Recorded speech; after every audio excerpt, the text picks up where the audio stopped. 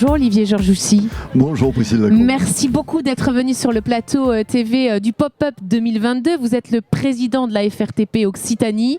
C'est l'occasion pour moi de faire un peu le point, un bilan de ces crises qui viennent de s'écouler. Est-ce que vous pouvez nous dire comment se porte le secteur en Occitanie après l'enchaînement de toutes les crises que je viens d'évoquer? J'entends par là celle du Covid qui est certes derrière nous, mais bon, celle de l'Ukraine, on est en plein dedans, et puis la crise économique qu'on vit actuellement.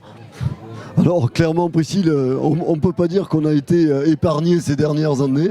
Alors comme beaucoup d'autres secteurs économiques très clairement, mais j'allais dire presque que réagir rapidement face à des situations inattendues, c'est un peu l'ADN de notre métier. Sur un chantier, c'est plusieurs fois par jour qu'on doit s'adapter à ce genre de situation. Donc bon voilà, on y a fait face. Et pour répondre très clairement à votre question, je dirais que les travaux publics vont plutôt à peu près bien. Je dis à peu près parce qu'on a face à nous un certain nombre de préoccupations. À court terme, clairement, on a de l'activité, donc il faut le souligner. C'est mon côté verre à moitié plein que j'aime souvent souligner. On a trois préoccupations principales. La première, c'est le manque de main-d'œuvre. C'est aujourd'hui un véritable problème de recrutement. On n'arrive pas à recruter. C'est aussi l'objet de la manifestation où nous sommes aujourd'hui, absolument. Mais on y reviendra tout à l'heure. Mais en tout cas, c'est pour moi un véritable frein qui va arriver. Si on n'arrive pas à recruter, ça sera le principal frein de notre développement économique. Ensuite, vous l'avez évoqué, le surcoût des matières premières et de l'énergie. On travaille, comme vous le savez, j'allais dire majoritairement sur des marchés publics.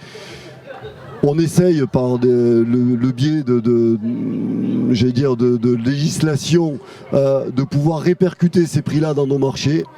On y arrive, mais pas en totalité, il faut le savoir. Et aujourd'hui, très clairement, on ne répercute pas tous nos surcoûts. Et globalement, la rentabilité économique de nos marchés sont un peu en suspens. Et je ne parle même pas des 30% de notre activité dans les marchés privés, qui là, pour le coup, il est quasi impossible de pouvoir répercuter ces surcoûts. Et la troisième préoccupation, j'y viens, c'est les perspectives d'activité à moyen terme. Puisque comme vous l'avez évoqué, on a une crise aujourd'hui d'énergie, une crise de surcoût également pour nos maîtres d'ouvrage. Ils sont directement concernés. Clairement. Par l'augmentation de l'énergie, mais aussi du point d'indice de leur personnel. Et clairement, on craint de se retrouver être la variable d'ajustement, j'allais dire, de leur investissement futur. Et j'ose espérer que nous n'en serons pas là, parce que clairement, face aux défis qui sont devant nous en matière de transition écologique, je pense que c'est le moment d'investir pour eux. Alors vous avez évoqué la transition écologique. La profession s'est engagée il y a déjà un an dans ce dossier, si j'ose dire. Où en êtes-vous de votre réflexion, de sa mise en œuvre ici sur notre territoire en Occitanie ? Alors, je vais vous corriger. Alors, ça fait bien plus d'un an que nous sommes engagés dans la transition écologique. J'ai tendance à le dire et à le répéter assez souvent. En fait, dans les travaux publics, on est comme Monsieur Jourdain, vous savez. On faisait de l'écologie sans en parler. En fait, recycler, économiser des matériaux, c'était quelque chose qui était de fait depuis maintenant une dizaine ou une vingtaine d'années. C'était déjà dans votre ADN, c'est ça que vous dites. Absolument, c'était déjà dans notre ADN. Mais c'est vrai que la lutte contre le réchauffement climatique nécessite pour nous de passer à une autre échelle. Donc là-dessus, vous avez raison. Comme tous les secteurs d'activité, donc on est concerné, et effectivement depuis 2 ans maintenant, la Fédération nationale s'est engagée dans la décarbonation de notre activité des travaux publics, avec des objectifs pour le moins ambitieux.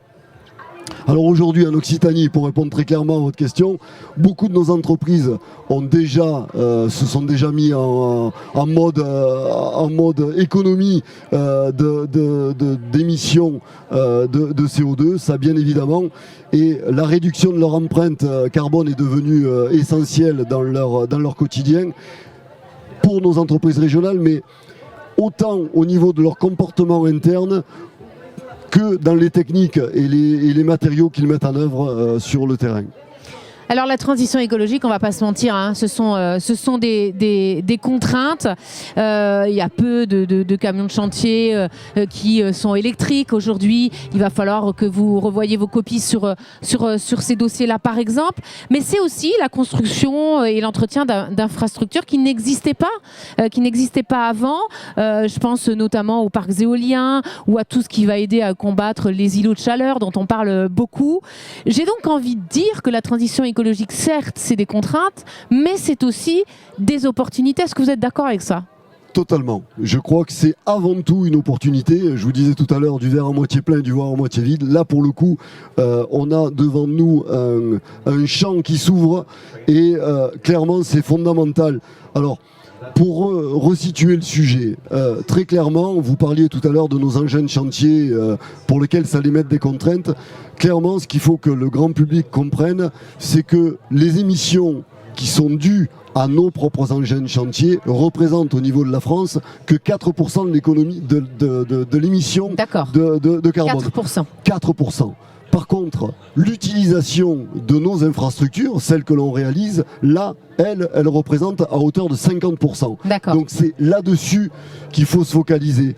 Et vous avez tout à fait raison dans ce que vous disiez, on a de réelles opportunités puisque si on veut décarboner l'usage des infrastructures, il faut créer de nouvelles énergies. Donc vous avez cité les parcs éoliens comme les champs photovoltaïques, ce sont des travaux qui vont concerner les entreprises de travaux publics, mais tout ce qui va autour, c'est-à-dire la construction au final, c'est-à-dire les aires de covoiturage, les bornes de recharge électrique que vous n'avez pas citées, la création de nouvelles lignes de métro ou de tramway dans des métropoles. Voilà, on est au cœur de ces sujets-là et clairement, on a devant nous, j'allais dire, une dizaine d'années de travaux phénoménaux, si tant est qu'on trouve les ressources économiques nécessaires pour nos clients de les produire.